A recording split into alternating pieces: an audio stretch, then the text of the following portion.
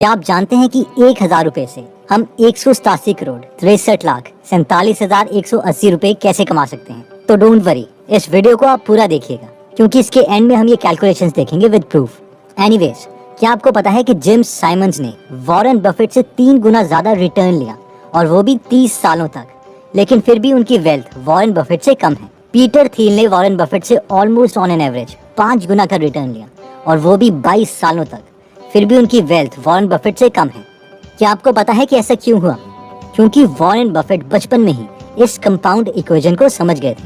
क्योंकि उन्हें पता था कि वो कितने पैसे कमाएंगे वो 3 चीजों पर डिपेंड करता है। प्रिंसिपल यानी आपके पास कितने पैसे हैं इन्वेस्ट करने के लिए, आर यानी कितना रेट ऑफ इंटरेस्ट हम ले सकते हैं, और टी यानी टाइम।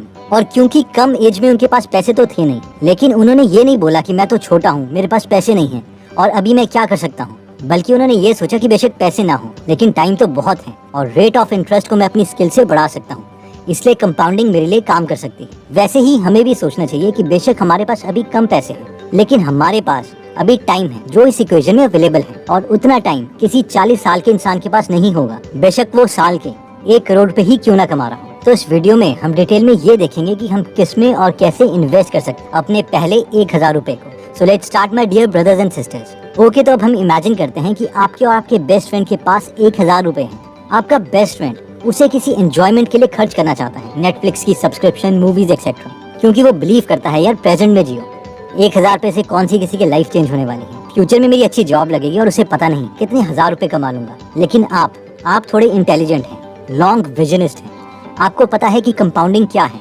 जब इंटरेस्ट के ऊपर इंटरेस्ट मिलता है तो छोटा अमाउंट भी बड़ा हो जाता है। लेकिन इन्वेस्ट कहाँ किया जाए, सवाल तो ये है। लेट्स से आप निफ्टी 50 में 20 साल से 50 साल तक पैसे इन्वेस्ट करने लग जाते हैं, तो 30 साल बाद यानी 50 की उम्र में आपके पास 60 लाख के करीब एक्स्ट्रा कैश होगा, जबकि आपने इन 30 सालों में टोटल अमाउंट सिर्फ 3,60,000 रुपए ही इन्वेस्ट किया है, और वो भी किश्तों में। इसकी कैलकुलेशन ये रही। अगर आप इसमें इंटरेस्टेड हैं तो इसके स्क्रीनशॉट ले सकते हैं या स्लो मोशन में देख सकते हैं। इसमें हमने रेट ऑफ इंटरेस्ट 15% लिया है, 15% का real example with real data हम आगे देखेंगे। एनीवेज, ये 60 लाख रुपए जो आपको मिलेंगे ये एक एक्स्ट्रा अमाउंट है।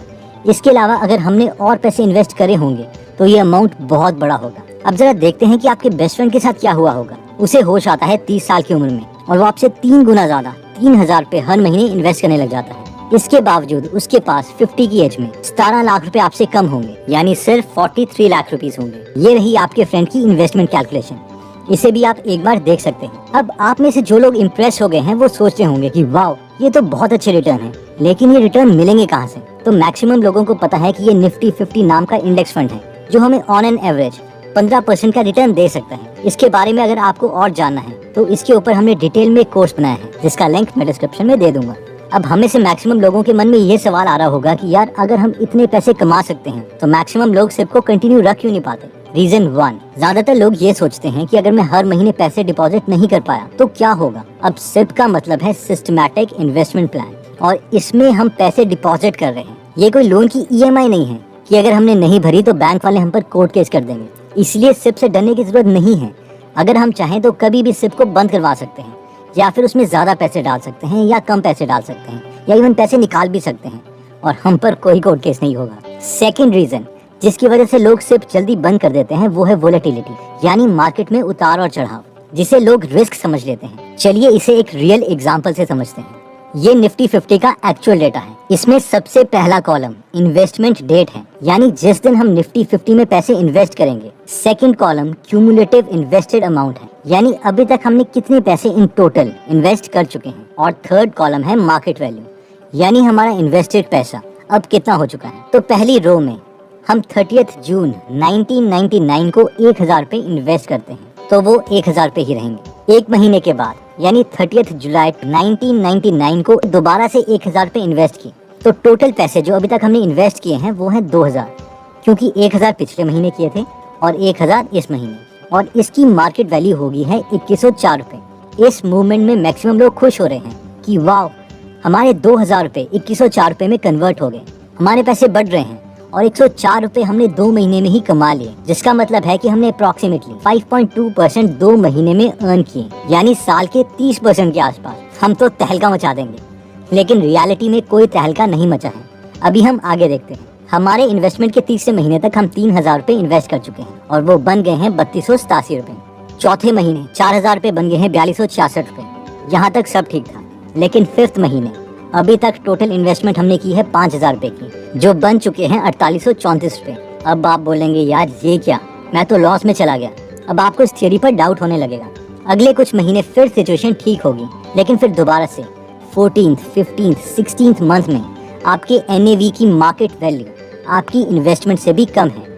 आप सोचेंगे यार साल हो गया है, 14 मंथ चल रहा है, इससे अच्छा तो मैं किसी बैंक की FD में जमा करवा देता। और ये चीज़ चलती रहेगी, इसे ही वोलेटिलिटी कहते हैं। आप 28th मंथ में देखो, आपको 2 साल से ज़्यादा समय हो चुका है इन्वेस्ट करते हुए, हर महीने 1,000 रुपये, लेकिन इन 28,000 रुपीज़ की वैल्यू 20,267 रुपीज़ है।